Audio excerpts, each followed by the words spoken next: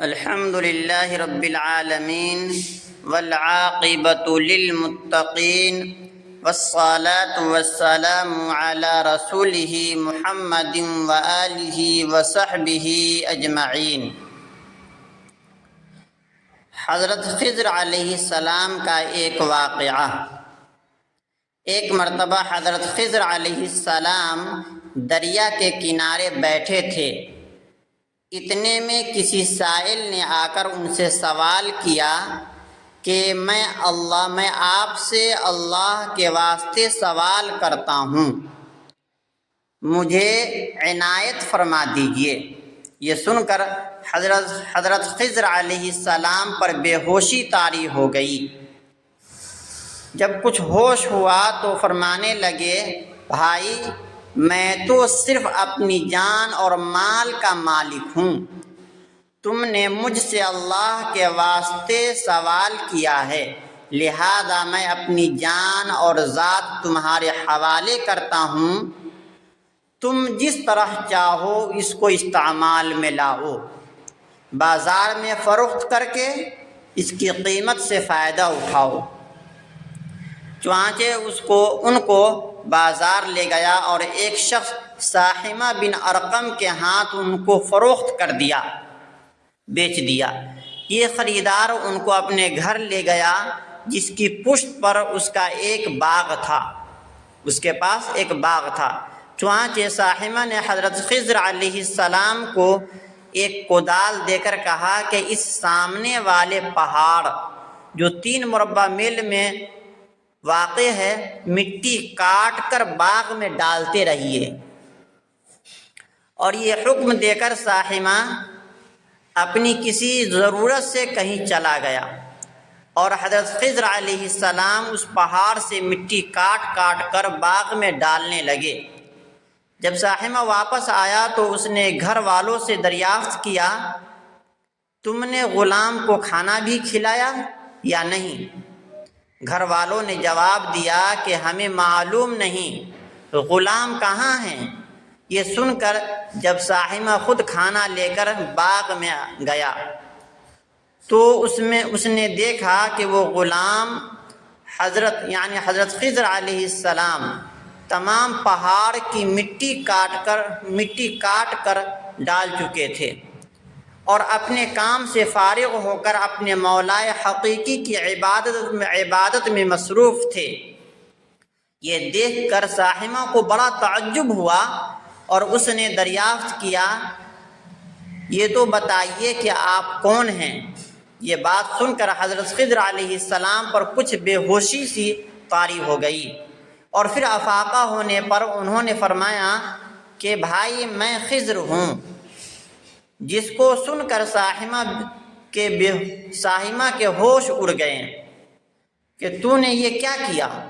ان کو غلام بنا کر ایسے کام پر لگایا، تو انتہائی گستاخی ہوئی۔ پھر ہوش آنے پر ساحمہ نے توبہ کی اور پروردگار سے عذر خواہی کی۔ عذر خواہی کے ساتھ حضرت خضر علیہ السلام کو آزاد کر دیا اور جناب باری میں عرض کیا، الہ العالمین مجھ سے اس کا مواخذہ نہ فرما، کیونکہ میں ان کو جانتا نہیں تھا۔ اس کے بعد حضرت خضر علیہ السلام نے دعا فرمائی اور سجدہ شکر بجا لائیں کہ اے میرے پروردگار، میں تیرے ہی حق میں غلام بنا اور تیرے ہی حق میں آزاد ہوا، اس پر تیرا شکر گزار ہوں۔ بعد ازاں واپسی کے اجازت لے کر جب دریا پر واپس آئے تو دیکھا ایک شخص کھڑا دعا مانگ رہا ہے، اے میرے رب، حضرت خضر علیہ السلام کو غلامی سے رہائی عطا فرمائیے اور ان کی توبہ قبول فرما لے۔ حضرت خضر علیہ السلام نے یہ دیکھ کر اس شخص سے دریافت کیا کہ آخر تو کون ہے؟ تو اس شخص نے بتایا کہ میں تو شاذون ہوں۔ آپ کون ہیں؟ انہوں نے کہا کہ میں خضر ہوں۔ انہوں نے پوچھا کہ آپ کون ہیں؟ تو حضرت خضر علیہ السلام نے فرمایا کہ میں خضر ہوں۔ اس کے بعد شاذون نے کہا کہ اے خضر، تم نے اپنے لیے رہنے کا مکان بنا کر دنیا طلب کی ہے، کیونکہ حضرت خضر علیہ السلام کا دریا کے کنارے پر ایک عبادت خانہ تھا۔ بس یہ سن کر وہ فوراً میدان میں نکل آئے اور وہیں اللہ کی عبادت میں مصروف ہو گئے۔ اس کے بعد حضرت خضر علیہ السلام نے اسی جگہ ایک درخت لگایا اور اس کے سائے میں عبادت شروع کی، تو آواز آئی، اے خضر، جب تم نے درخت کے سائے میں سجدہ کیا تو تم نے دنیا کو آخرت پر ترجیح دی، دنیا کو آخرت پر ترجیح دی۔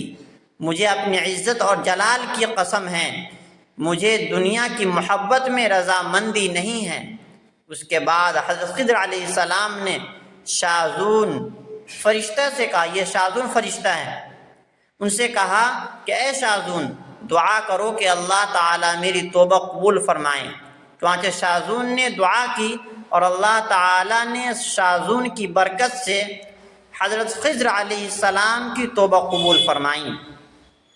حاصل خلاصہ یہ ہوا کہ خدا کے برگزیدہ بندے اسی حال میں راضی رہتے ہیں جو اللہ کو منظور ہو۔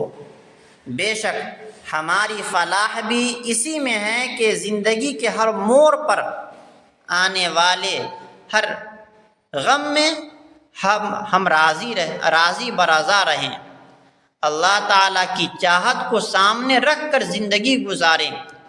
دعا کرے کہ اللہ تعالیٰ ہمیں اس واقعے سے سبق حاصل کر کے نیک بننے کی توفیق عطا فرمائیں، کہ ہم بھی اللہ تعالیٰ نے ہمیں جو زندگی عطا فرمائی ہیں اور اللہ نے ہمیں جس حال میں رکھا ہے، ہم ہر حال میں اللہ کا شکر بجا لائیں۔ اللہ پاک عمل کی توفیق عطا فرما دے۔